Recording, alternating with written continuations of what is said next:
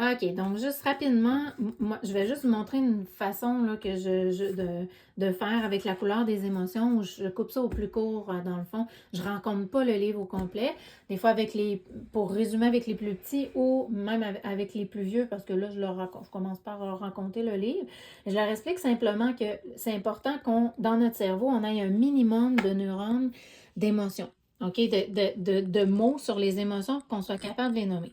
Parce que, en fait, les émotions, là, ça peut vraiment devenir vraiment là, un gros bordel dans notre tête, un tourbillon. Des fois, on ne sait plus trop où se mettre. Parce qu'en réalité, les émotions là, dans notre cerveau, il y a un petit pot pour chacune des émotions. Donc, on peut regarder ici puis le montrer à l'élève. À l'intérieur de notre tête, il y a de la place pour la colère, hein? Il y a de la place pour la tristesse, il existe la peur, OK? Et des fois, ben, on a un petit peu de colère, puis on a un petit peu de tristesse. Oh, j'ai pas eu de peur, j'ai été beaucoup serein. Alors, c'est pas toujours pareil. C'est ce qui fait que parfois, ça devient un peu chamboulant. Alors là, ce qui est important, c'est qu'on leur apprenne, bon, ça là, pour toi, qu'est-ce que c'est quand tu regardes ça? Tu sais, le mot, le visuel, ça te fait penser à quoi tout ça? Est-ce que ça t'arrive, toi, de ressentir cet état-là? OK?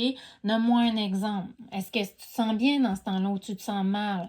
OK, parfait. On fait la même chose avec l'autre, avec la tristesse. Je vais faire la même chose avec la colère, avec la peur. Et là, je leur dis que tout ça, c'est normal là, de les avoir, ces états d'âme-là. Même si tu me dis, ben oui, mais si je me sens mal, j'aime moins ça, la tristesse, là, c'est fatigant, là, j'ai hâte que ça passe. Oui, mais c'est nécessaire pour exprimer une déception parfois. Et là, tu vois, c'est l'émotion qui est à la base, ben c'est la tristesse. Puis des fois, on va être déçu, mais dans le fond, ça va être de la colère. On est déçu de nous. Alors, je lui fais comprendre que dans ce livre-là, on nous présente les états d'âme de base. Être joyeux, être triste, être en colère, avoir de la peur. Et que tout ça, c'est normal, ça arrive parfois. L'important, c'est que on reste et qu'on vive ça de manière sereine.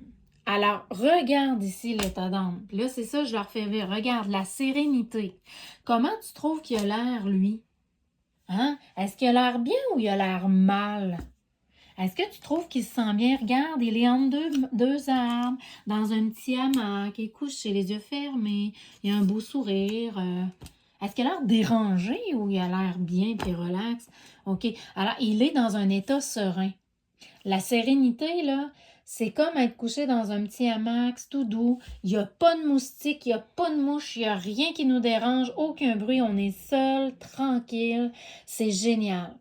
Mais la sérénité, c'est ça. C'est comme une douceur qui nous berce, mais il faut vraiment que tu t'imagines, c'est un état d'âme qui est comme si on était dans un hamac. Mais un hamac, c'est pas coulé dans un béton, là. Ça peut bouger, un hamac, puis ça peut même chambouler.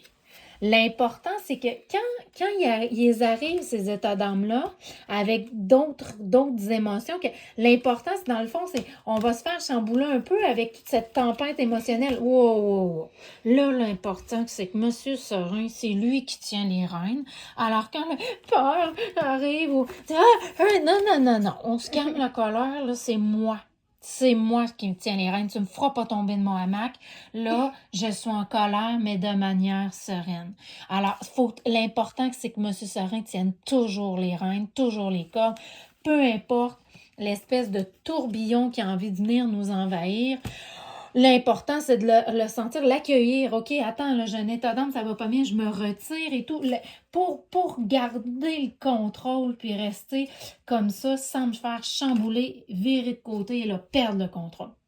Alors, on va dire, on muscle des neurones de M. Serein. Et là, avec les autres capsules, on va apprendre justement à quand la colère arrive, qu'est-ce qu'on fait avec. Quand c'est de l'énervement, qu'est-ce qu'on fait avec. Comment on fait pour vivre ça de manière sereine. Il faut tenir les cordes. OK? Faut pas perdre le contrôle. C'est bon? Alors, c'est pour ça, tu sais, des fois, on va avoir des états d'âme plus que d'autres. Ça va dépendre de la journée. Nous, ce qu'on veut, tu sais, c'est essayer toujours d'utiliser la myéline de ces neurones-là pour venir à la rescousse des autres états d'âme qui sont trop intenses. Hein? On va toujours essayer de garder M. Serein. Tu vois, il est en haut. il contrôle comme toutes les autres, là.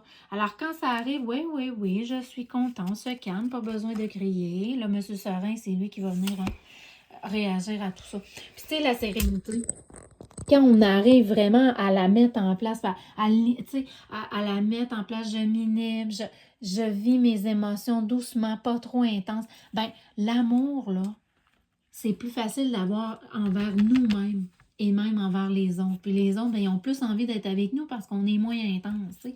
C'est chouette d'être avec quelqu'un qui est serein, qui est capable de garder la sérénité. C'est sécuritaire. C'est plus plaisant. Voilà, c'est comme ça que j'utilise le livre La couleur des émotions pour raconter un peu l'essence.